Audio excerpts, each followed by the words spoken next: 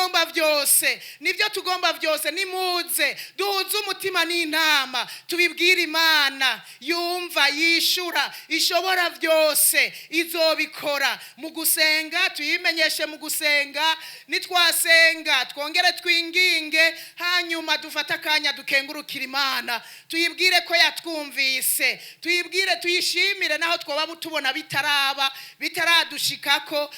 Tuyibwire ngo Mana, ndazi ko wavyumvise, turazi ko wavyumvise, ugiye kubikora, ugiye kubitunganya, ugiye kubiroranya, bigende neza, tumererwe neza. Umaze gusenga ukabiremeka Imana ngo maze amahoro aruta uko yomenywa n'umuntu wese, azocaza ashibamira imitima yacu, azocaza tuganze, adutegeke, amahoro abe muri twebwe. Twamaze kubibwira Imana, amahoro azoba n'ibyo dukeneye tutarabibona. Tuzogira amahoro, ayo mahoro ashibamire n'ivyiyumviro vyacu. Nitwavuga tuvuge nk'abizeye Imana, nitwavuga tuvuge nk'abayizeye ko hari ikigiye gukora. Nuko rero kugirwa inama n'abantu ni byiza cyane, ariko abarongozi cyane cyane tumenye yuko kugisha inama Imana nivyo bikomeye cyane gusumba uko twogisha inama abantu.